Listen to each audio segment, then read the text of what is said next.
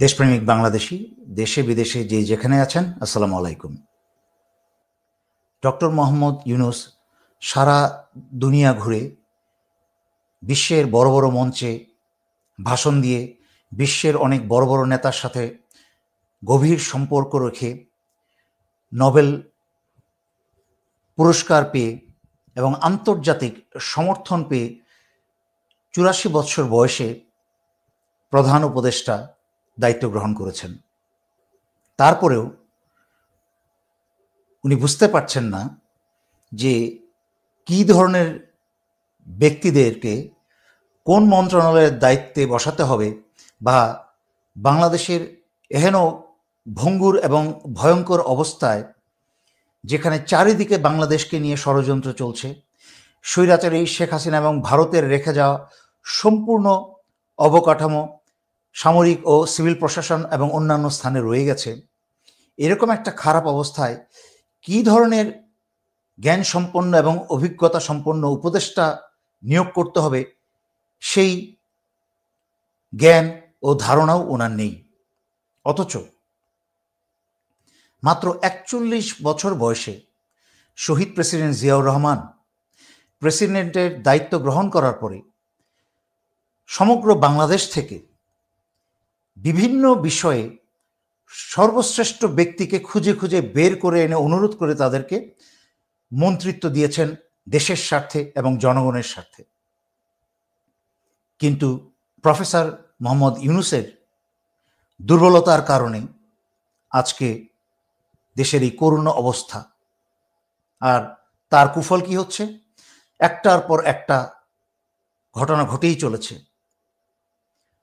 আসিফ নাহিদ বিপ্লবী দায়িত্ব পালন না করে বসে গেছে ৩টা ৪টা ৫টা মন্ত্রণালয় নিয়ে, এবং তাদের মন্ত্রণালয়কেই আজকে ভারত এবং বাংলাদেশের ভিতরে রেখে যাওয়া হাসিনা ও ভারতের যারা দালাল, তারা মিলে মন্ত্রণালয় জ্বালিয়ে দিয়েছে সমস্ত নথিপত্র।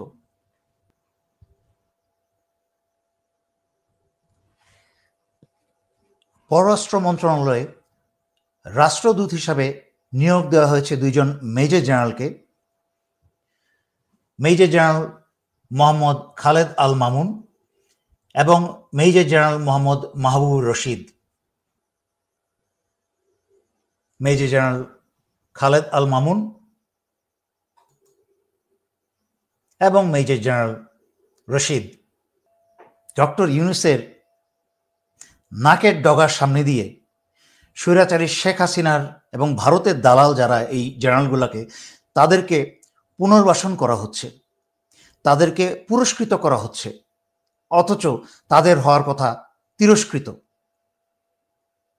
তাদেরকে তিরস্কার না করে, তাদের অপরাধের জন্য তাদেরকে জেলে না পাঠিয়ে, চাকরিচ্যুত না করে তাদেরকে রাষ্ট্রদূত হিসাবে নিয়োগ দেওয়া হচ্ছে।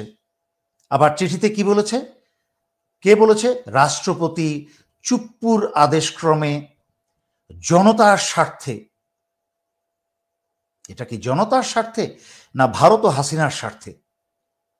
এই মেজর জেনারেল খালেদ আল মামুন সেনা সদরে থাকা অবস্থায় ৭ই জানুয়ারির নির্বাচনের আগে অন্যান্য অফিসারের উপস্থিতিতে সে অহংকার করে বলেছিল যে ইনশাল্লাহ আমরা আবার ক্ষমতায় আসব।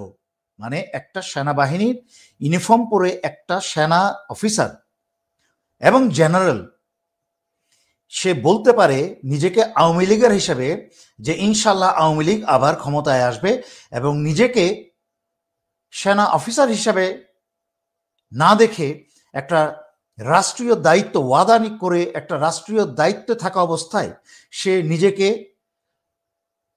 ঘোষণা দেয় আওয়ামী সদস্য এবং বলে যে ইনশাল্লাহ আমরা আবার ক্ষমতায় আসব। ৭ই জানুয়ারির নাটকীয় দুর্নীতি নির্বাচনের মাধ্যমে কিছুদিনের জন্য এসেছিল। এই গোপালী, খালেদ আল মামুন, এরা হচ্ছে 100% ভারতের এবং স্বৈরাচারী শেখ হাসিনার লয়াল। এবং আরেকজন মেজর জেনারেল মাহবুবুর রশিদ, বাংলাদেশের সবাই জানে যে কি করে গোপালগঞ্জে ষড়যন্ত্র করে সেনাবাহিনীর বিরুদ্ধে জনতাকে দাঁড় করিয়েছিল, বাংলাদেশের সেই পরিস্থিতিকে, অস্থিতিশীল পরিস্থিতিকে আরও জটিল এবং অস্থিতিশীল করতে ভারত এবং স্বৈরাচারী হাসিনার সপক্ষে। তাদের তো চাকরিচ্যুত করে জেলে থাকার কথা। কে এবং কারা এদেরকে তিরস্কৃত না করে পুরস্কৃত করছে তা আমরা সকলেই জানি। ডক্টর মোহাম্মদ ইউনূস কি করে মনে করেন যে সশস্ত্র বাহিনী, সিভিল প্রশাসন এবং অন্যান্য স্থান থেকে ভারত এবং স্বৈরাচারী শেখ হাসিনার রেখে যাওয়া অবকাঠামোকে ধ্বংস না করে উনি কোনো প্রকার সংস্কার করতে পারবেন? তার মানে কি দাঁড়ালো? উপদেষ্টা নিয়োগের ক্ষেত্রে উনার কোনো জ্ঞান নেই, এবং সংস্কারের যে পূর্ব শর্ত, যে স্বৈরাচারী শেখ হাসিনার সকল দালালদেরকে এবং ভারতের রয়ের নিয়োগ দেওয়া সকল দালালদেরকে প্রথমে উৎখাত করতে হবে, তাদেরকে উৎখাত না করে বাংলাদেশে কোনো প্রকার সংস্কার সম্ভব নয়। টার্কিয়েতে এরদোয়ানের বিরুদ্ধে যেই ক্রূর চেষ্টা করা হয়েছিল, তারপরে লাখের উপরে সরকারি এবং সামরিক চাকুরিজীবীদেরকে বিতাড়িত করে দেওয়া হয়। তাতে কিন্তু টার্কির সরকার বা প্রশাসন কিন্তু থেমে যায়নি, বন্ধ হয়ে যায়নি, বরং তার চেয়ে আরো শক্তিশালী এবং ভালোভাবে চলেছে। কেন বাংলাদেশ সশস্ত্র বাহিনীর থেকে এবং সিভিল প্রশাসন থেকে যত ব্যুরোক্রেট আছে হাসিনার আমলের, সবাইকে ঢালাওভাবে বের করে দিয়ে অন্যান্য যারা আছে তাদেরকে দিয়ে আস্তে আস্তে প্রশাসনিক সেই দায়িত্ব পালন করা সম্ভব নয়? কেন সম্ভব নয়? উনি তো নোবেল পুরস্কার পেয়েছেন, উনি তো সারা বিশ্বে অনেক ভাষণ দিয়ে বেড়ান এবং অনেক তত্ত্ব এবং নীতি কথা শোনান। তাহলে বাংলাদেশের এই কঠিন সময়ে যখন বিশ্বাস করে উনার উপর দায়িত্ব অর্পণ করা হলো, উনি কেন ব্যর্থ হচ্ছেন? উনার ব্যর্থতার কারণে কিন্তু বাংলাদেশ আরো ভয়ঙ্কর বিপদে পড়ছে এবং ভারতীয় ষড়যন্ত্র আরো গভীর থেকে গভীর হচ্ছে। বাংলাদেশে যেসব সংস্কারের কথা বলছেন, যেভাবে হাসিনা উন্নয়নের কথা বলতো, এখন সেইভাবে আপনারা সংস্কারের গল্প শুনিয়ে যাচ্ছেন, কিন্তু কার্যত কোনো সংস্কার হচ্ছে না এবং কোনো সংস্কার করা সম্ভব না। কারণ ডক্টর মোহাম্মদ ইউনূসের প্রধান উপদেষ্টা হিসাবে কোনো ক্ষমতাই নেই। সকল ক্ষমতা চুপ্পু এবং সেনানিবাসের ভেতরে। ডক্টর মোহাম্মদ ইউনূসের হাতে শূন্য ক্ষমতা। কোনো একটা পদ বদলের বা সেনা একটা মেজর জেনারেল একটা পোস্টিং করার ক্ষমতা ডক্টর মোহাম্মদ ইউনূসের নাই। উনি কিসের সংস্কার করবেন? সুতরাং আগে স্বৈরাচারী শেখ হাসিনার জেনারেলদেরকে শুধু নামের তালিকা প্রকাশ করলেই হবে না, পাসপোর্ট বাতিল করলেই হবে না, এইসব বুলশিট বন্ধ করে এদেরকে গ্রেফতার করা হোক। এখনো পর্যন্ত সেনানিবাসের ভিতরে সেই ডিজিএফআই এর সবচেয়ে বড় খুনিদের মাঝখানে একজন, আয়নাঘরের একজন বড় কারিগরের মাঝখানে একজন লেফটেন্যান্ট জেনারেল আকবর, তাকে সেনানিবাসে আরো 1 বছর এক্সটেনশন দেওয়া হয়েছে সেনানিবাসে থাকার জন্য, এবং সেই সুযোগ নিয়ে একটার পর একটা মিটিং করে চলেছে এবং বাংলাদেশের বিরুদ্ধে, বাংলাদেশের স্বাধীনতার বিরুদ্ধে ষড়যন্ত্র করে চলেছে। এতবার করে উল্লেখ করেছি এই কথাটা, তারপরেও ডক্টর মোহাম্মদ ইউনূসের কোনো হেডমকি দেখাতে পেরেছেন লেফটেন্যান্ট জেনারেল আকবরকে গ্রেফতার করে দেখিয়ে? কেন পারেন নাই?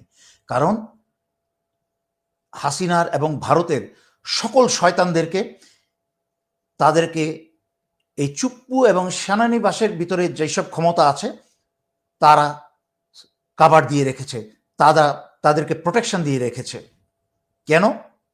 সেই সুদিনের আশায় যেন ভারত আবার বাংলাদেশের দখল নিতে পারে। এটা কি আমাকে আর কতভাবে চোখে আঙুল দিয়ে দিয়ে দেখাতে হবে এই প্রধান উপদেষ্টাকে এবং এই অথর্ব উপদেষ্টা সরকারকে? তাই আশা করি নিজেদের যদি কোনো যোগ্যতা থেকে থাকে তা প্রমাণ করে দেখান। এই সকল ব্যক্তিদেরকে 1 সপ্তাহের মাঝখানে চাকরি থেকে বরখাস্ত করে যাদেরকে জেলে নেওয়ার কথা তাদেরকে জেলে ভরে তারপর বিচার শুরু করেন, যেন কেউ পালাতে না পারে।